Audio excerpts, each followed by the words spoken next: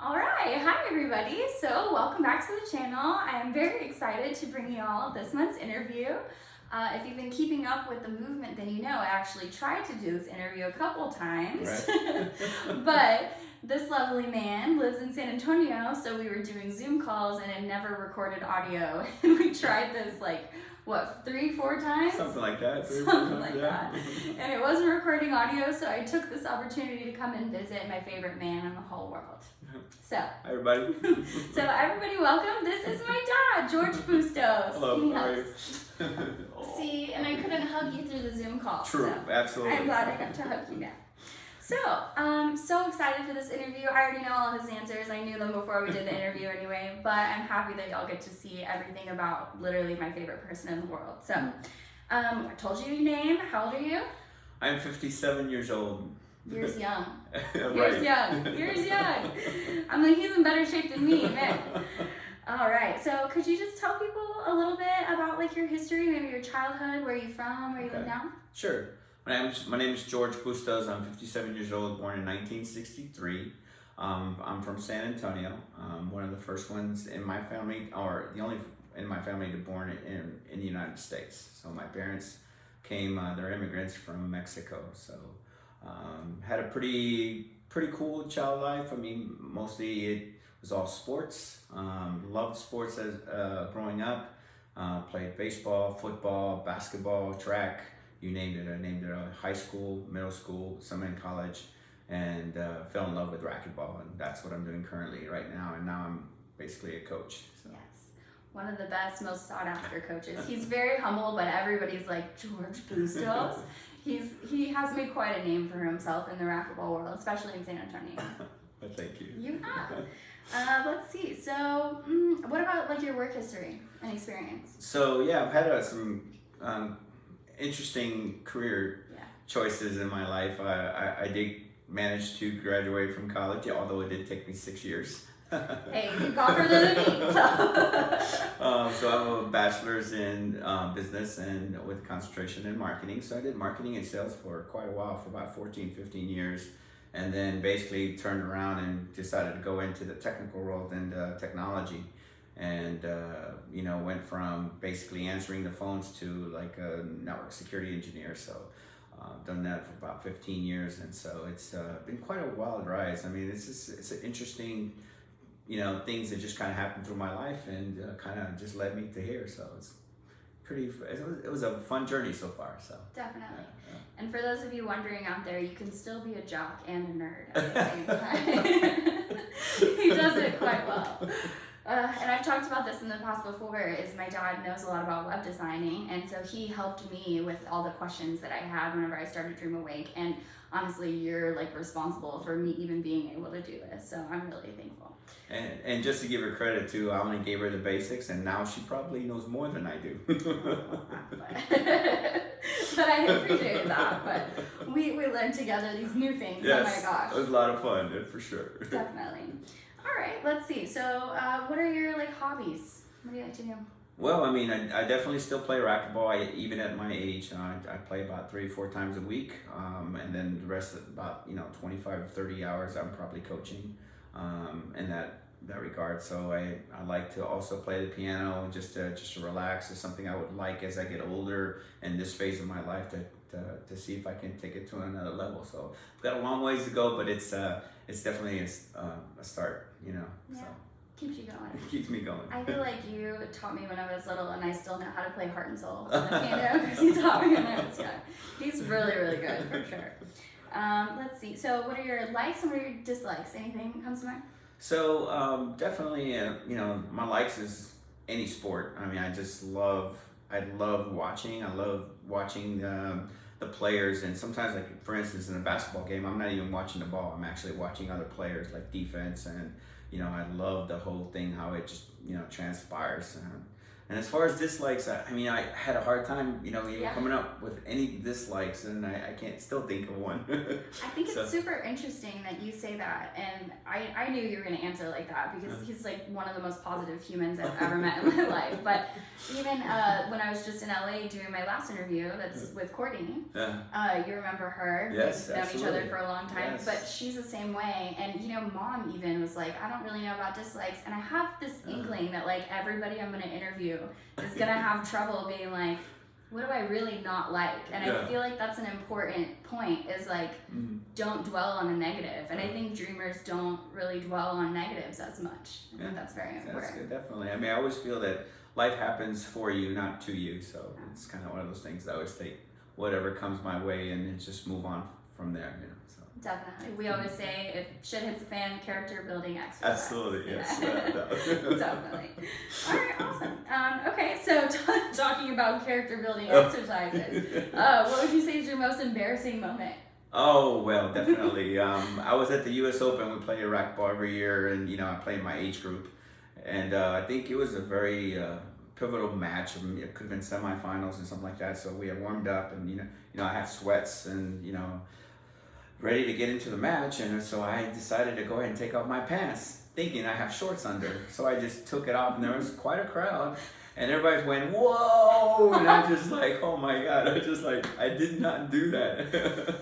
So it was pretty embarrassing because I kind of was in shock, and I stood there instead of actually pulling him back up real quick, and it's just like, oh my God.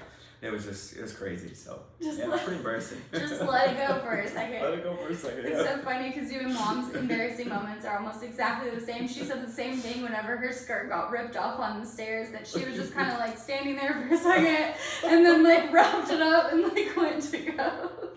That's crazy. That's awesome. All right, so what about your most fulfilling or happiest moment? Well, that's without a doubt is meeting you on day one. Absolutely. I mean, you have changed my life for the better. You're still and will always be the number one thing in my life. I like to say that. I love you so much. And I can hardly say that without almost crying. I know, I'm like, don't, you're gonna make me cry, stop. So a lot of y'all don't know, because we don't really advertise this, but we're not actually related. He says met me because we did meet. I feel like it's a really cool story. I mean, he's been playing racquetball longer than I've been alive, was at the gym every single day, just like he is now. And my mom has always been really big in fitness and working out. And whenever she was pregnant with me, she was teaching aerobics at the local gym in San Antonio.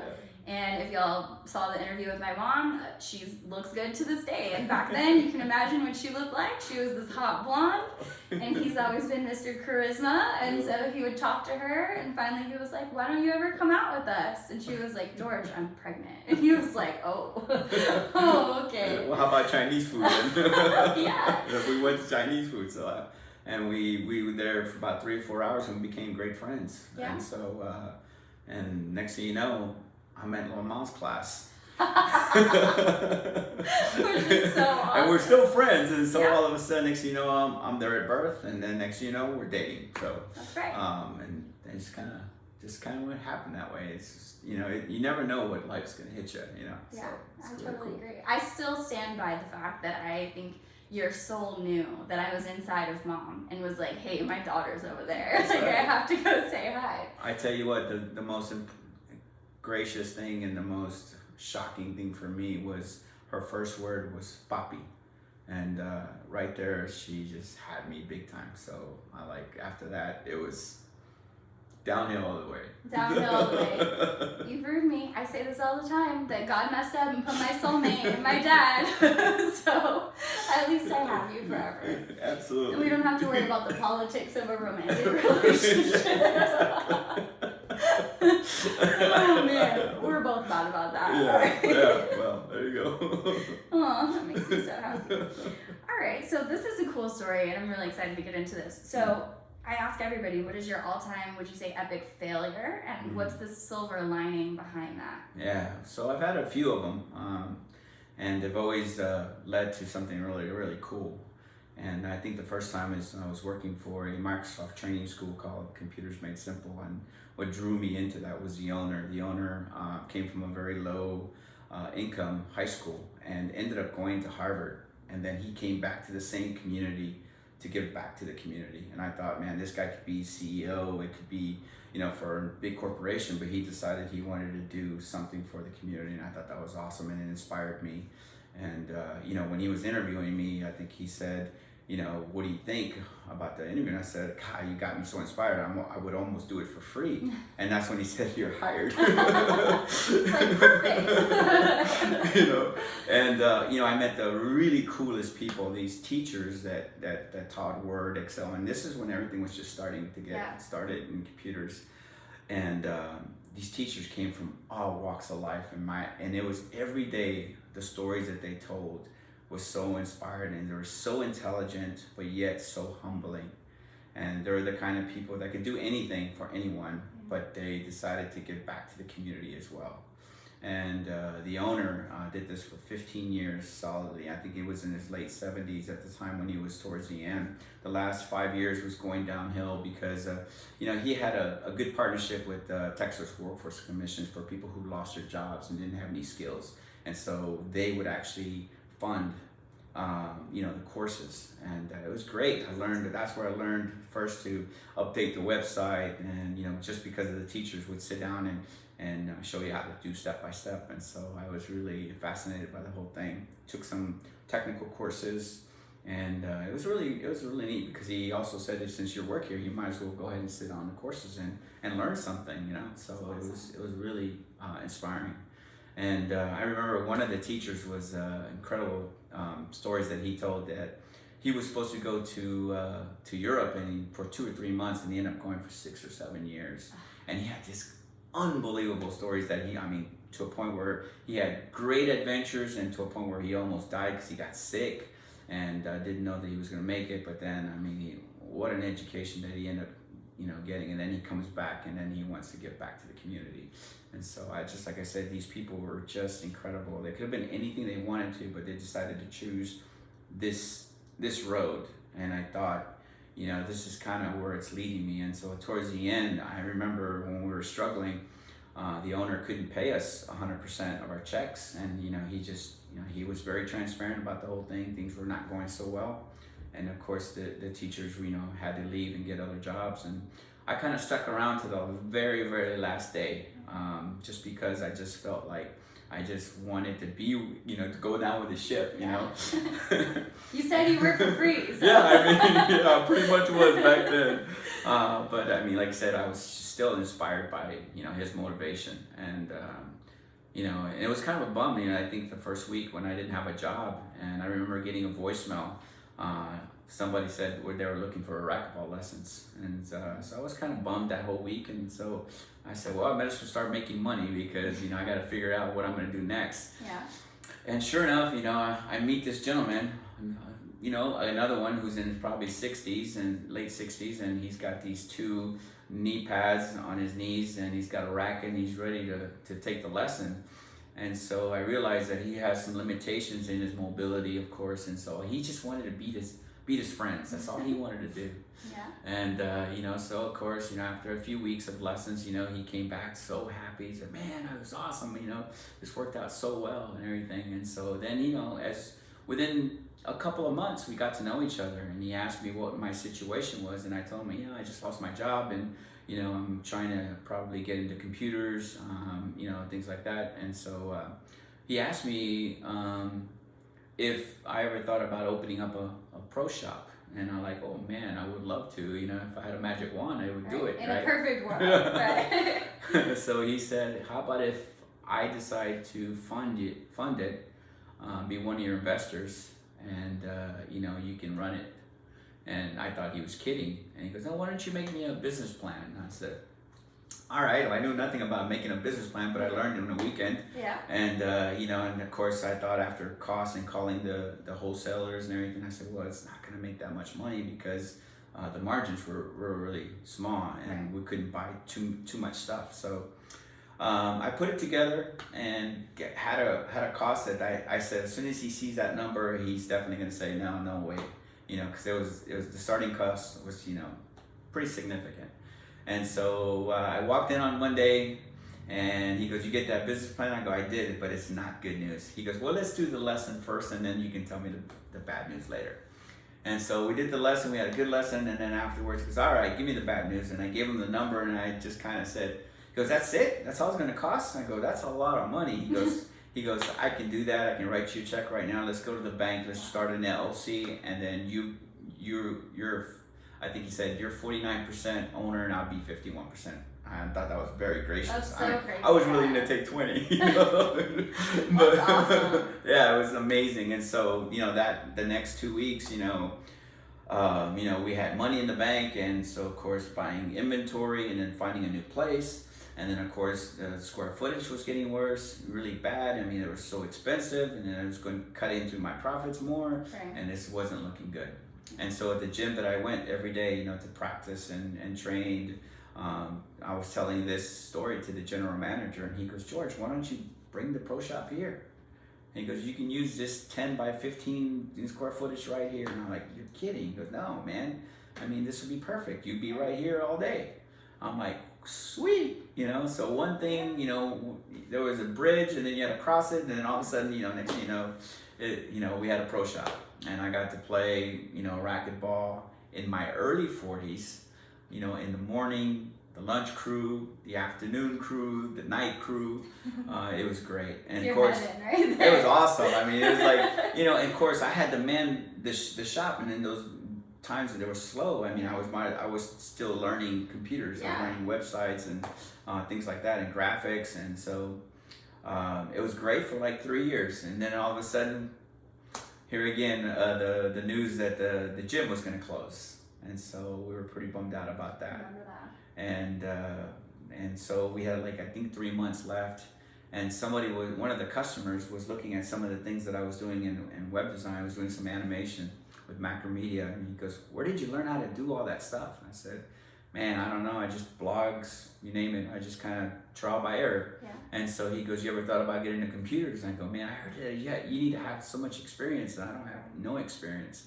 And he gave me his card. He goes, but I heard you speak Spanish to that customer, and we're looking for someone who can speak Spanish, and we'll teach you how to do everything. So Awesome. You gotta be kidding me. So 3 months went, we had to close down the shop, we had to close down the gym. And me and that philanthropist still are great friends. And I was so happy. He was so happy that I ended up going to my next career choice, and went to the interview. They asked me all kinds of technical questions that I had no idea what they were talking about. And I go, I'm not going to get this job until they said, you speak Spanish. And said, whoa, and the guys that were interviewing me had surnames, Latin surnames. So I started speaking in Spanish. Yeah. And they go, whoa, wait a minute. We don't speak Spanish. I go, you're kidding me, really? San Antonio nowadays. No, exactly. Yeah. So they said, when can you start? I go, no way. You really, I mean, I didn't even answer any of your questions. He goes, no, we'll teach you how to do that. And so I thought, cool, this is awesome. I told my business partner, he was happy for me. I mean, you don't understand what he did for me. He gave me not a handout, but he gave me a leg up. Yes. And that's, I will never, I can't stop thanking him every time I see him. And I don't see him very often, but every time I do see him, I'll give him a big hug and tell him that, he's helped me change my life. And so, so here I am at a new technology company, startup. I mean, it's crazy. I mean, it was a great day. We even have a slide from the second floor to the first floor, and it's an awesome place to work. And and at first I was basically glorified, answer the phone, and send it to the special person or the engineer. And then after a couple of months, all this stuff just wasn't making sense. I mean, it was just like another language, and I'm never gonna learn this. There's just no way.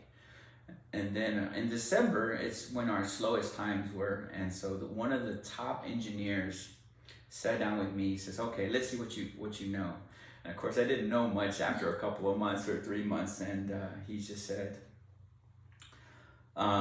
"Listen, you know what? I'm gonna show you how to do this, and if it takes 100 times or 1,000 times, I'm gonna show it to you." And from then on, it was just like crazy, because never thought I could learn all this stuff. Yeah. And so I went from basically a glorified secretary to a security engineer, Yeah. network security engineer. So 15 years later, you know, it's still a great company, and I love it. I love the people that I work for. It's been an amazing culture and been an amazing ride. And through all the ups and downs, it's just amazing how one thing just leads to another. So I've been very blessed so far. So definitely, that's something that I love talking about with all of Dream Awake. Is like, we always talk about failure, and like everybody's so afraid of failing, and like, yeah, we've worked for a few companies that just like couldn't last, like they shut down the gym, you know, or with the Texas workforce, like they ran out of money, you know, whatever it is. But it leads to the next opportunity. It's you know? crazy how that is. Yeah. And one of my favorite things that people say is either you're winning or you're learning. Yeah. There's no such thing as failure. Yeah. And that's definitely like what happened with you. And I feel like it's only just like the last thing you did gave you fuel for the next thing that you did, and then it just like kept going, right? Yeah. And I wouldn't be making Dream Awake if you didn't go through all of this, because I wouldn't have felt confident. I wouldn't have had anybody to call if I'm like, how do I do this? You know what I mean? Because like, who would I have talked to? I don't know. Well, I wouldn't have even thought that it was possible for me. But when I talked to you about this, you were like, yeah, you could totally do it. Just do this, and like you'll get it. I know you will. And I'm like, okay, I'll try. But yeah, absolutely. I mean, you know, it's people out there who are willing to help, and they're everywhere. You know, you just gotta ask and not be afraid to ask. You know, and sometimes when they just see that you're giving all your effort, they're willing to do it. So, like I said, I've been very lucky. So definitely, me too. Me too. Let's see. So we've talked a lot about your passions and talents. I know you talked about the piano. Is there any other? I know. Maybe talk a little bit more about coaching, because I love the stories of all of your students and trainees and little badasses that you teach. They're amazing. I feel like you should talk at the talk about the level at which they compete, because like people probably don't understand like how high racquetball competitions go and how well your students do, how well you've done, but he won't talk about that. You talk about your students. Well, I mean, definitely. You know, I first got started in racquetball when I was kind of late. Most people start around 10, 11, 12, some younger, but I started at 25. And I enjoyed competing. I'm very competitive at just about everything, especially sports. I think what happened was one 14-year-old female who was going to one of our junior clinics, and everything started because I wanted to give back to the community. So we started a 501c3 nonprofit organization. And that nonprofit organization was basically geared to foster an environment in these kids to better themselves through life skills. And we use racquetball as a tool. Yes. And then everybody told me about this young girl who was picking it up for a couple of weeks. And I wasn't too crazy about going into juniors because I thought every kid was spoiled like me. You know, I was a bratty kid, and but this kid had a lot of promise, and so her father had approached me and said, "Hey, my daughter would love to learn how to play racquetball the right way." And so I said, "Well, let's give her a workout." You know, and this one Saturday she came in. 1 hour turned to 2 turned to 3 turned to 4, and then I got tired. And I said, okay, all right, so this kid has definitely got something. And so, I convinced the family, said, hey, we should go to junior nationals and see if we can, see where she's at. 2 years later, in just 2 years of playing racquetball, she beats the number 2 girl in the nation. Big slash. Yeah, and then ever since, then I ended up getting another female racquetball player from Guatemala, and she came in and she loved the racquetball world, and she loved the racquetball environment in San Antonio. So currently we're training her, and she's right now like number 16 or number 17 in the world in the Pro Tour. So now I got another 15-year-old, a male, the first male, who has a lot of promise, and then another 15-year-old coming from Mexico who's going to train here. So can't wait to meet her. Yeah, we've been very lucky. Like I said, these kids are just the kind of kids that just thrive for excellence. Yes. You know, they hungry. Yeah, and I think it's their parents. Yeah. You know, to me, everything starts at home. Yeah. You know, definitely. I mean, and what I mean is that you don't have to have parents that maybe gave you a lot of responsibility, or you could come from a functional family or a broken family, and that alone might just motivate you to get better or to get out of there. So, and these kids, they all have an amazing discipline, and I'm very lucky that they allow me to coach them. Absolutely. So we train them. I train them about 16 hours a week, and they're there with big smiles and ready to train hard every day. So. Yeah, definitely. Super tight, super driven family. Absolutely. I love coming down here, and I love being down here for the last week or whatever. It's just so nice. Like, I grew up in a racquetball court, I feel like, and I've known a lot of these people since I was young, and everybody's just so close, and everybody talks about racquetball. And even though I don't play racquetball, like, everything we talk about is applicable to life, like, just in general, with, you know, chasing your dreams or whatever it is, but just like commitment, discipline, like no fear in the face of failure, you know, just keep going at it, all these things, right? And it's I get so inspired every time I'm around you guys, and we all go out to eat afterwards, get pizza or whatever, and we're like, you know, talking about all these things, and I'm like in it. I'm like, yeah, totally, I agree, you know, and it's really awesome. Yeah, it's I call it the village, you know, as we all, there's a saying that says it takes a village to raise a child, and so in San Antonio we have a great village. I mean, all the players, even the good players, the top of the cities, you know, they train at the facility that we train. And if I'm training some of the juniors, they're knocking on the door and they say, hey, do you want me to play her? Or do you want me to play him, you know, to give them some experience? Yeah. And, you know, it's an incredible environment that someone is willing to give their time to better these kids, because that's the future of our sport. And so, you know, that's the one thing that I would love to see this grow and make it. Now we've got these little kids, little brothers that are so 9 and 10 years old. And then, you know, my older one, her name is Shane. She's 18 now. When she started at 14, now she's coaching her little sister.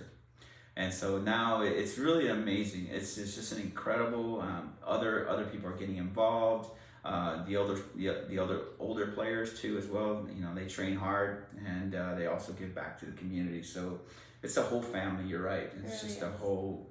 We're so lucky in that regard. And again, you know, that 501c3 was, you know, a handful of us that came together and said, hey, we want to do something for the community. And again, it started from that first owner. You know, that was my calling. At some point, it just kind of all fit together. So yeah, I feel like. Maybe, I mean, I don't want to speak for you, but like maybe you wouldn't have ever gotten the idea to like give back if he never gave back to you, or you didn't witness him do that. And and talk about the family. I mean, I know that people around the world in the racquetball community are like, there's something in the water in San Antonio. Like the San Antonio racquetball community is very like special, I feel like. And you know, I've talked about this in other videos. I used to do sales for like a travel company, and they used to tell us, you know, for motivation purposes, they're like, stay around the campfire. That was a big thing. Like always stay around the campfire. And y'all have that on lock in San Antonio. Y'all have the biggest campfire, and that's why they say there's something in the water. Because like me coming back, I'm like, I kind of want to pick up racquetball, you know? I'm like, I want to see how good I am, because I know that I'll be supported, right? And that's a big thing, right? Absolutely. I mean, like I said, you know, we get involved. I mean, if we lower, like the young lady that came from Guatemala, we gave her a place to stay. That way she don't have to worry about that kind of cost. And then of course, you know, she gets to be able to train with some of the top players in San Antonio and Texas and in the state as well. And she beats up on some of the boys. And I'll tell you, she's incredible. She's definitely, you know. And it's like you said, it's definitely that campfire. It's we have a very special one, no doubt about it. We really do. It's so awesome. I'm gonna come back and start playing. Let's see. So I think this might be an obvious question, but what was your favorite school subject? Probably sports. Any sport, all the sports. Absolutely, all sports. I still do, and I think I will till the day I die. In fact, you know, I have this wish, and you know, it's. I wouldn't mind, you know, if the last day would be involved some sort of sport in on Earth. So hopefully it'll go that way. I mean, with the way you live your life, it's like every day. So I think it's gonna happen. You know? That wouldn't be a bad thing. No time soon though, because you're gonna live till you're 300. So, do you have a favorite book? I do. Maybe I have a couple. Yeah, I think. I can't even think of the names of them right now. I know one of them, Freedom Flight. Freedom Flight. Yes, thank you. Yes. And the other one's The Champion's Mind. Okay, that's the other one. Yes. Because when we were interviewing, I had my notes in front of me. Yes. We're both very ADD, so yes. yeah. So what's very interesting about this is that my students are the ones who recommended these two books. I love that. And so, I might be the coach, but trust me, I learn a lot from my students. In fact, I was just telling Courtney that I've learned a way to eat better through my students, and through you too, so it's incredible. So I'm still learning, even at my age. So. Yeah, I mean that's part of life. I feel like if you're not constantly learning every day, then what are we doing? Absolutely.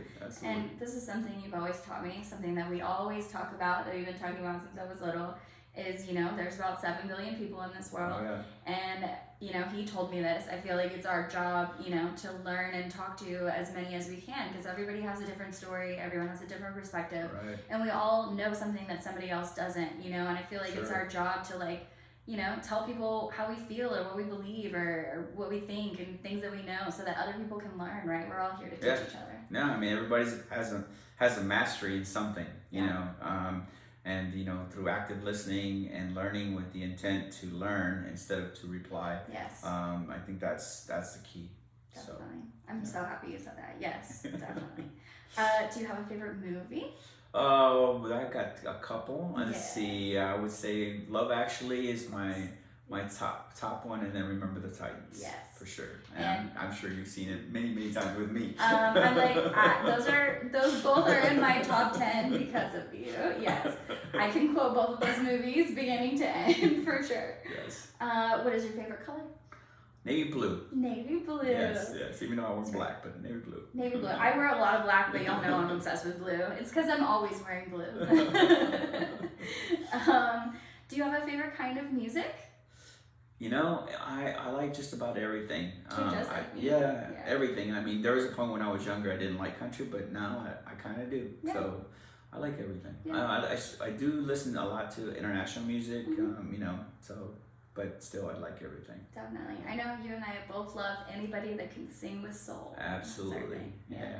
Without a doubt. Absolutely. I know. I feel like you're going to agree with me. My favorite kind of music is something that gets you in the heart. Oh, yeah. It doesn't matter what kind. Yeah. For sure. All right. Okay, so I know you talked a little bit about your nonprofit, but do you have any other hopes and aspirations for the future? Anything specific? Absolutely. I mean, I have this dream of, and in fact, I have it in, we talk about visualization, and I have a visual board on my phone, and in there has what I call a sportsplex of a racquetball facility that would tailored for a nonprofit organization and for kids, and we would teach them not only just racquetball, but teach them math if they're wanting to be an engineer, or teach them communications, but we would kind of trick them using racquetball. Yeah. So it's like that movie. Did you ever see the movie Like Mike? It's a basketball movie. Oh no, I haven't. With little Bow Wow. Yeah. Okay, so he teaches. It's this orphan kid, and he gets to hang out with his favorite NBA superstar. Cool. And he goes to his mansion one day, and he's failing his math class, and the NBA superstar is okay, I'm gonna teach you. And so by playing basketball, he teaches them about geometry. Awesome. I feel like it's the same idea. Yes, absolutely. Yeah, I would love to do that, and I would love to have this foundation, kind of a huge academy basically, and I can see where we would have a school bus to go pick up these kids, and maybe they come from single parents, or they can't get rides, and the school bus will pick them up and bring them, and they would spend all day, and then it would not be just training racquetball, but of course class as well too, and we just kind of do it in a very creative way to where they end up learning. And enjoying it exactly. So would love something I've would like to have that in the future for sure. That is so awesome. Makes me happy. It's crazy how similar we are, because one day after DreamAwake takes off and all this, I want to have dream studios where painting and meditation and dance and yoga and sports and all the things. Yes, the absolutely. whole thing. But we're getting there. We're not there yet. All right. So we kind of talked about this. You said you have your vision board on your cell phone. Yes. So tell me, I feel like it's kind of obvious now. Do you believe in the law of attraction, and how do you use it every day if you do? Absolutely. I mean, I think everything has to do with, the images you create in your mind. And so if you see a picture and you see it every day, Well, guess what? Your subconscious mind, it's just almost like if you're buying a new car. Yes. And if you're buying a Honda, well, guess what? You start seeing now is a bunch of Hondas. So it works in that way, and I coach that way in the same way. And so I tell my students to start, take 2 minutes. You know, if you think of a dream that takes a second and you think it's forever, you know, take 2 minutes to just visualize yourself actually taking good shots and making good decisions and seeing yourself, you know, victorious or winning, and you know, concentrating in the process and how to get there. And it's amazing what the mind can do. It is, right? And you know, and that's the beauty of it, that you get a kid who at first you can tell they don't believe in themselves, and then after training in hours, their mind starts shifting a different way, and the way they speak starts being different. Absolutely. And then the way they carry themselves, and then what they do more at home starts carrying themselves. I mean, I think one of the parents gave us a great compliment to our organization. It says, ever since my child has started with your training, I never once have to tell her to do her chores. She's already 2 steps ahead of me. Yeah. She even, you know, tutors her little sister without me telling her. And I love that compliment, because, you know, it's just work ethic, and it's just, you know, consideration and doing more than you can and raising your standards daily, you know, and earning it every day. So, absolutely. So that's what we try to do. I love that so much. And I didn't even know that he had his vision board on his cell phone, and I thought it was so funny because he's like, oh yeah, look, my vision board. And I'm like, no way, because my iPad that I do all of my web designing on, it's like my computer. The whole background is my vision board too. And I'm like, we're literally the same person. We don't even plan it. It happens all the time. Yes. Even like us hanging out this last week, I'll notice like we're eating, we both like wipe our face and take a drink at the same time. Like, how does this happen? I don't remember that. We really do that. It's funny. Like I came in with my smiley pants and my French fry hoodie the other day, and they're like, "Oh, you're definitely George's daughter." I'm like, "Yeah, for sure." Oh yeah, for sure. All right. So, last question: do you have any words of wisdom for the dreamers out there? Man, I mean, this is gonna sound so cliche, but I think it's cliche because it's been said so many times, and it's definitely, you know, follow your dreams. Have a dream, follow it. And, you know, if you really believe in it, you'll go through whatever it takes to get there. You know, it may take a lifetime, but, you know, at least you have a purpose. You know, and once you have a purpose and a passion, I mean, you're going to go through so many ups and downs, and, you know, there's going to be times where you might even at the brink of giving up. But man, I think that's at the point where, you know, something good will happen. So I think it's just, you know, our purpose is to serve the world, right? And so I think if you go at it in that manner, I think things kind of just come that way. So it's and not only that, but it makes the journey so much more fun. Absolutely. It really does, you know. So life has meaning. Absolutely. Right? Yes. If you pursue things that you feel like are meaningful, that bring you meaning, then life will keep bringing you things that are meaningful, right? Yep. I mean, like I said, you know, who would have thought I'd be talking to my daughter, right? You got me because of racquetball. Like, that's a real thing that happened. Absolutely. And I've been very lucky because of racquetball. I've never had to look for a job like sending my resume anywhere. Yeah. It was through somebody I knew through racquetball, of course. And of course, my daughter. So I owe racquetball a lot, and that's the reason why I got into coaching. And as soon as I started coaching the first junior, that's when I knew I found my purpose. And I found it, it's not late in life. I found it at 50 years old. And so, it's not, you know, it's not. But at least I found it. Yeah. That's the main thing. Definitely. And I feel like out of everybody I know, you probably live some of the most meaningful life, for sure. I hope so. I mean, like I said, I would say that I'm very happy with who I am and where I feel like I want to go. And you know, I've got a very good surrounding of great friends who I look up to and who are my mentors as well. And anytime that I have any kind of doubts, I talk to them. They tell me what I need to hear, and they also tell me sometimes what I want to hear. Yeah. Those are good friends. Some of my friends know how sensitive I am. They're like, this is first what you need to hear. Yeah. But here you go. I'm like, thank you. So yeah, it's good. It's good to have people to really put you in your place when you need it. So yeah, I totally agree. Well, this was great. I feel like this is our best interview we've done. Right? We're pros now, right? If at first you don't succeed, try again. As they say, you know, if you fall down 8 times, get up 9. Here we are, number 9. We did it. High five. All right. Well, thank you for spending this time with us, and thank you so much. Thank you for having me. I appreciate it. I love you too, baby. So best Bye-bye. interview Thanks. yet. Have a good one.